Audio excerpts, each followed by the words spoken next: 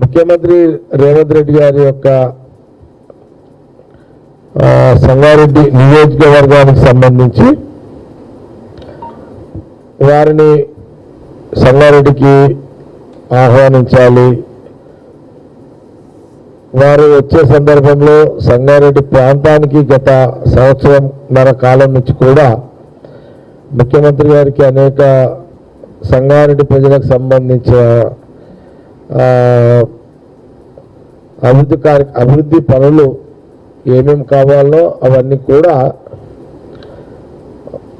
వారికి ఇవ్వడం జరిగింది. దానికి సంబంధించిన నిన్న మార్నింగ్ వేం నరేందర్ గారు నిన్న చాలాసేపు మార్నింగ్ కూర్చున్నాము. మరి ఈ నెల 30 వచ్చే నెల 10 డేట్లు కూడా 20-21 తారీఖులో మళ్ళీ కూర్చొని మాట్లాడదామని చెప్పిన సందర్భంలో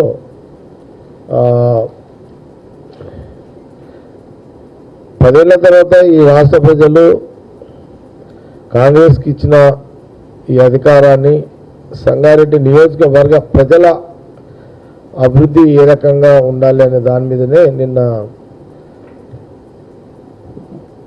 ముఖ్యమంత్రి రేవంత్ రెడ్డి గారు వేముల నరేందర్ చెప్పిన సందర్భంలో నిన్న నేను ఆయన కూర్చొని అనేక విషయాలు సంగారెడ్డి ప్రజల గురించి అనేక అభివృద్ధి కార్యక్రమాల మీద చర్చ చేసుకోవడం జరిగింది. మళ్ళీ 20-21 తారీఖు మళ్ళా కూర్చునే రోజు వస్తుంది, మాట్లాడి ఫైనల్ చేస్తామన్నాను. మొత్తం మీద ముఖ్యమంత్రి రేవంత్ రెడ్డి గారిది ఈ నెల 30 వచ్చే నెల 10 అటు ఇటు ఉంటుంది. మా జిల్లాకు సంబంధించిన మంత్రి దామోదర్ గారితో వివేక్ గారితో కూడా మరి గతంలో నేను చెప్పడం కూడా జరిగింది. ఇప్పుడు ఆ సమయం వచ్చింది, వారిని అక్కడికి ఆహ్వానించే సమయం వచ్చింది, వారు కూడా టైం ఇచ్చే సమయం వచ్చింది. కాబట్టి ఈ సందర్భంలో ప్రధానంగా ఏంటంటే నేను నిన్న సెక్రటరియట్ కూడా పోయినా. నిన్న 4 months తర్వాత సెక్రటరియట్ పోయిన తర్వాత నాకు ప్రధానంగా సంగారెడ్డి నియోజకవర్గానికి సంబంధించి 2013లో సదాశివపేట సంగారెడ్డి నిరుపేదలైన ఇళ్ల స్థలాలు లేని వాళ్ళకు 80 గజాల చొప్పున అక్కడ ఒక 5,000 మందికి సిద్ధాపూర్ సదాశివపేటలో ఒక 5,000 మందికి సంగారెడ్డి ప్రాంతాన్ని సంగారెడ్డి టౌన్లో నివసిస్తున్న పేదవాళ్ళ కోసము ఒక 10,000 మందికి ఇళ్ల స్థలాలు నేనే అప్పుడు ముఖ్యమంత్రిగా కిరణ్ కుమార్ రెడ్డి గారు ఉండే అప్పుడు కాంగ్రెస్ గవర్నమెంట్ అప్పుడు నేను ఇవ్వడం జరిగింది. రైతులకు డబ్బులు ఇచ్చి ల్యాండ్ అక్విజిషన్ చేసి ఇవ్వడం జరిగింది. సంగారెడ్డి ప్రాంతానికి సంబంధించిన 5,000 మందికి ఏమో కొండాపూర్ దగ్గర అలియాబాద్ అనే గ్రామం దగ్గర ఇచ్చినాము 200 ఎకరాలు లోపల. అట్లాగే సదాశివపేట ప్రాంతం వాళ్ళకి సంబంధించి సిద్ధాపూర్ అని టౌన్ పక్కకే ఉంటుంది, అక్కడ ఇవ్వడం జరిగింది. 200 ఎకరాలు రైతులకు డబ్బులు ఇచ్చి చేయడం జరిగింది. అయితే ఇవన్నీ జరిగిన తర్వాత 2014 ముందు ఎన్నికలు అంటే రాష్ట్ర విభజన జరిగింది. రాష్ట్రంలో కొత్త బీఆర్ఎస్ పార్టీ గవర్నమెంట్లోకి వచ్చింది. అప్పుడు నేను కూడా ఎమ్మెల్యేగా ఓడిపోవడం కూడా జరిగింది.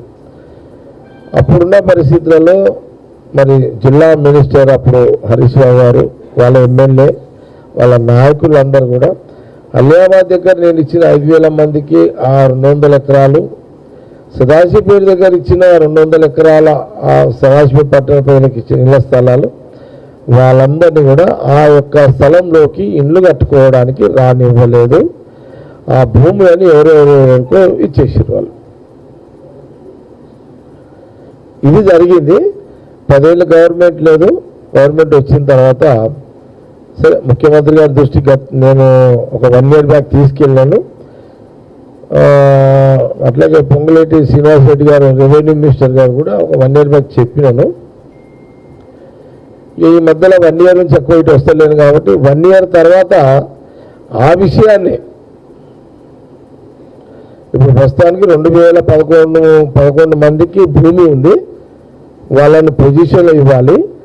ఇంకా 6-7 ఇంకొక 15,000 మందికి ఇళ్ల స్థలాలు సంగారెడ్డి అండ్ సదాశివపేట టౌన్ల పేదవాళ్ళకు 80 గజాల చొప్పున ఒక 15 ఈ 2,000 కాక ఇంకో 10-12-15 ఇంకో 15,000 మందికి ఇళ్ల స్థలాల గురించి ఇళ్ల జాగాల గురించి ల్యాండ్ అక్విజిషన్ చేయాలనే అంశం మీద